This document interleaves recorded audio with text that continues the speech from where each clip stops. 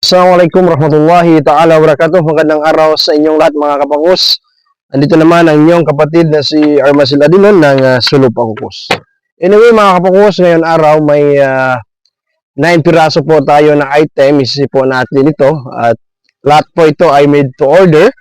Item po ito ni Brother Rodrigo ng Cagayan de Oro City.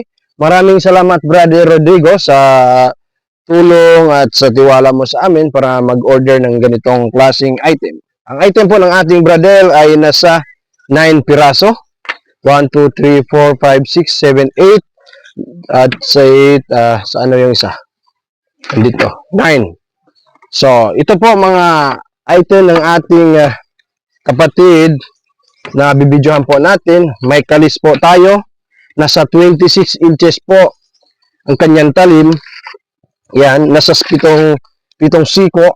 Yan po mga kapakpus, pitong siko po yan. Silver pilak po ang ating punto at saka asang-asang yan. Yan mga kapakpus. Tapos molye po ang ating blade. Ito ay ang ating punto, silver pilak. At yan ang details po, Jugayan na hander. Yan. Nilagyan po natin din lock na gamit ng NOP. Yan. May lock po yan NOP. Yan. Medyo mahaba kasi ang ating crease. Tapos ito barong. Nabili din ng ating kapatid.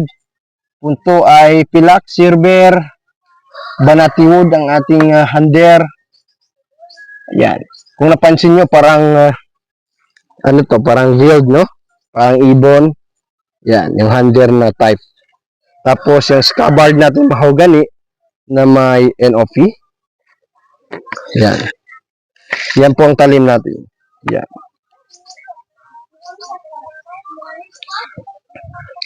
Tapos may mini barong din tayo. Yan. Ang details ay may rattan, may NOP. Yan, may NOP. Hander ay banati wood. Yan. Yan mga kapokus. Tapos may kukuri din tayo. Scabbard at saka hander ay gawa po sa Madre Cacao. Yan. Punto ay aluminum and then yung blade ay moldy. Yan mga kapokus. May barong din tayong large. Yan. Mahogany po ang ating wood ginagamit at may NOP. Gos, kaya na ka, Gos. May NOP. Tapos, ang ating bikaskas ay aluminum. At ang ating hander ay may NOP. Gos, kaya na ka. Tapos, may kampilan din tayo. May kampilan din tayo. Ay, ito pala yung blade natin, ha, para makita nyo mga kapokus. Yan.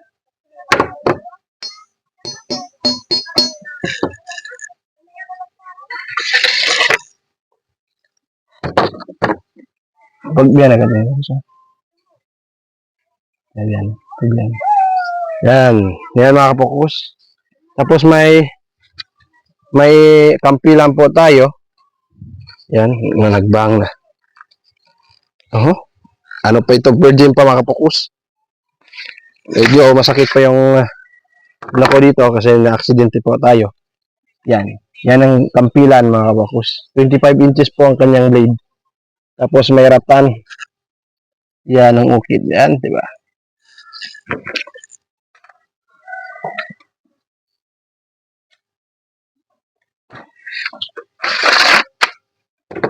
Tapos itong bagong disenyo natin na crease.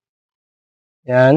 Ang ating punto ay silver pilak, may kaskas, pamo at aluminum. Banati wood po. Naka NOP. Yan. O gustang NOP. Yan. Yan ang blade. Yan ang details. Ang ating blade yan.